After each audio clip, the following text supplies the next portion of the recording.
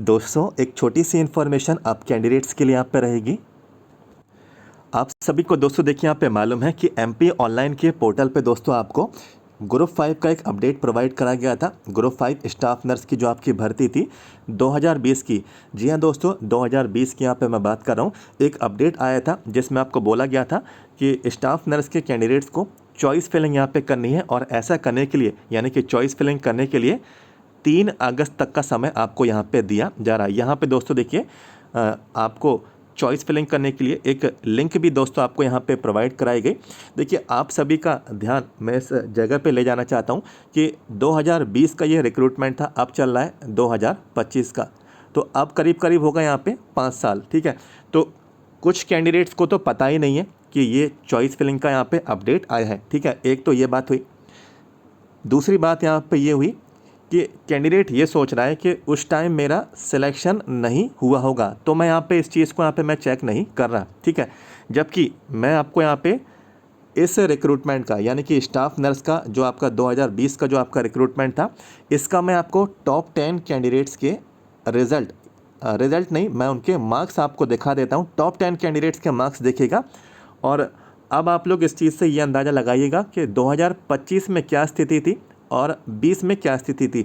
और ये उन कैंडिडेट्स के लिए जो ये सोच रहे हैं कि मेरा सिलेक्शन नहीं हुआ होगा 2020 की भर्ती में, वो यहाँ पे अपनी चॉइस फिलिंग नहीं कर रहे। तो मैं सबसे पहले आपको 2020 भर्ती का स्टाफ नर्स के कैंडिडेट्स का, ठीक है, टॉप 10 जो कैंडिडेट्स थे, कितने कम नंबरों पर सिलेक्शन हुआ था वो मैं आपको दिखाता हूँ।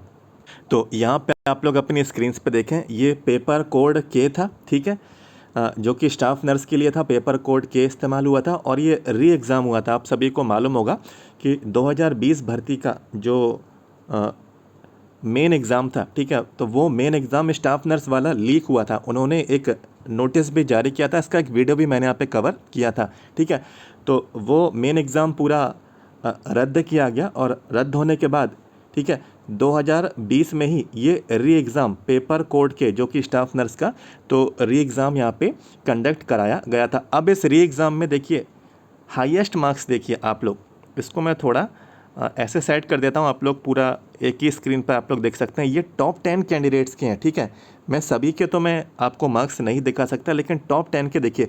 जब टॉप 10 कैंडिडेट्स के मार्क्स हमें मालूम है, तो आप लोग इससे ये अंदाज़ा लगा सकते हैं कि आपके मार्क्स इनसे यहाँ पे कम यहाँ पे ज़रूर ही होंगे। तो टॉप 10 कैंडिडेट्स के मार्क्स देखिए सबसे कम, ठीक है, यहाँ पे मैं बात करूँगा अनरिज़र्व की जो फीमेल है, मात्र अनरिज़र्व की फ़ीमेल कैंडिडेट मात्र 70 नंबरों पे दोस्तों यहाँ पे टॉप 10 कैंडिडेट्स में कैंडिडेट को सिलेक्शन मिल गया था। ठीक है, तो सोच सकते हैं कि इससे कम वालों को भी मिला होगा। ठीक है, 69 वालों को भी मिला होगा, 68 वालों को भी मिला होगा, हो सकता है 60 वालों को भी यहाँ पे मिला होगा। तो देखिए सबसे कम 70 वाले हैं।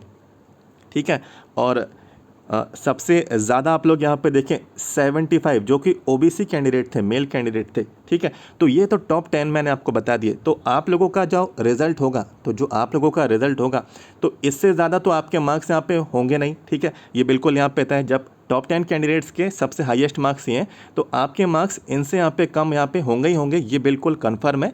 ये बिल्कुल तय। हो सकता है आपके इक्वल हो इनके, ठीक है, लेकिन इनसे ज़्यादा नहीं होंगे। तो जो कैंडिडेट्स यहाँ पे बोल रहे हैं कि मेरा सिलेक्शन नहीं हुआ होगा, ठीक है, तो उन सभी कैंडिडेट्स को मैं यहाँ पे बोलूँगा कि आप लोग एक बार ज़रूर सारी डिटेल्स चेक कर लें। ठीक है, अपना जो भी आपका रिज़ल्ट आया था, ठीक है, जो भी आपका रिज़ल्ट आया था एक बार आप लोग ज़रूर चेक कर लें। ठीक है, भले ही आपको चॉइस फिलिंग के लिए बोला गया हो या ना बोला गया हो, आपको डिटेल्स डाल के चेक करनी है। ठीक है, फिर देखिए, फिर बहुत बाद में रिग्रेट होता है इस चीज़ का, जब कैंडिडेट बोलता है कि मेरे से कम वाले को सेलेक्ट कर लिया गया है। ठीक है, मेरे से कम वाले को सेलेक्ट कर लिया गया है, मैं चॉइस फिलिंग यहाँ पे नहीं कर पाया, या फिर मैं चॉइस फिलिंग यहाँ पे नहीं कर पाई, क्या अब दोबारा चांस मिलेगा या नहीं। ठीक है, कुछ कहते हैं कि मैंने ये अपडेट यहाँ पे मिस कर दिया, तो अब क्या दोबारा चांस मिलेगा या नहीं। तो दोबारा चांस मिलने का कोई भी इसमें मौका नहीं रहता है। 3 अगस्त तक का आपके पास समय है। यहाँ पे चॉइस फिलिंग का दोस्तों आपको ऑप्शन दिया गया है। ठीक है, इस चीज़ को लाइटली ना लें, क्योंकि काफ़ी कैंडिडेट्स तो भूल ही गए हैं कि 2020 की भर्ती से संबंधित ये अपडेट आया है। ठीक है, कुछ लोग यहाँ पे ये बोल रहे हैं कि मेरा सिलेक्शन हुआ ही नहीं होगा। ठीक है, क्योंकि मैंने एक कैंडिडेट का रिज़ल्ट देखा, ठीक है, तो उन्होंने यहाँ पे बताया कि उनका चॉइस फिलिंग का ऑप्शन यहाँ पे ओपन हो रहा है। तो इस चीज़ को आप लोग यहाँ पे हल्के में ना लें। चॉइस फिलिंग की डिटेल्स यदि ओपन हो रही हैं तो चॉइस फिलिंग कर दीजिए, नहीं हो रही हैं तो उसमें क्या प्रॉब्लम है, ठीक है। डिटेल्स चेक करने में यहाँ पे कुछ भी नहीं जा रहा, लेकिन चांस यदि एक बार निकल जाता है तो बाद में आगे यहाँ पे बहुत दुख होगा। और सोच सकते हैं जो कंपटीशन है 2020 का, जब आपको मालूम है कि 70 नंबरों पे हुआ था, अब कितने पे हो रहा है, 99 परसेंटाइल, ठीक है। 99 वालों को भी नहीं लिया इस बार, 99.8, 99.7, ठीक है। तो सोच सकते हैं कंपटीशन कितना हाई हो गया। और ऐसे जब चांसेस आ रहे हैं, ऐसे मौके जब आपको आ रहे हैं, आपको मौका मिल रहा है और इन अपडेट्स को आप मिस कर रहे हैं, इनको लाइटली ले रहे हैं, तो इसमें प्रॉब्लम बहुत आपको यहाँ पे आ सकती है। और इस चीज़ का रिग्रेट, इस चीज़ का दुख आपको यहाँ पे काफ़ी यहाँ पे होगा। और कैंडिडेट के पास यहाँ पे डिटेल्स नहीं है, ठीक है, क्योंकि 2020 की बात है। कैंडिडेट्स ने डिटेल्स यहाँ पे संभाल के नहीं रखी, तो कोई भी प्रॉब्लम नहीं है। आपका ईमेल, ठीक है, आपका जो ईमेल है, ईमेल पर दोस्तों उस टाइम भी 2020 के टाइम भी एक मेल गया होगा जो कि फ़ीस का पेमेंट का था। वो ईमेल के थ्रू आपकी डिटेल से जो है निकल सकती हैं, ठीक है। तो हमारा हेल्पर है, ठीक है, तो हमारा हेल्पर यहाँ पे मैं आपको व्हाट्सएप नंबर दे देता हूँ 7415543659, ठीक है। सिर्फ इसका इतना काम है कि ये आपका एडमिट कार्ड, आपका रिज़ल्ट, दोनों ये आपको प्रोवाइड करा देगा। यदि आप उसको ईमेल जो पुराना आया था उस टाइम का फ़ीस का पेमेंट था वो आप उसको दे देंगे, ठीक है। तो व्हाट्सएप नंबर दे दिया गया है, चार्जेबल रहेगा, ठीक है, क्योंकि इसमें काफ़ी टाइम लगेगा डिटेल्स को फाइंड करने में, फिर डिटेल्स को सारी फिल करके डिटेल्स को फिर से निकालने में, ठीक है, एडमिट कार्ड को निकालने में, रिज़ल्ट को निकालने में, ठीक है।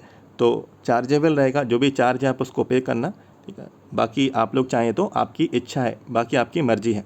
छोटी सी इन्फॉर्मेशन थी, जानकारी मिली है तो चाहें तो लाइक कर सकते हैं और आगे के अपडेट्स के लिए सब्सक्राइब चैनल को कर लीजिए। Thank you so much.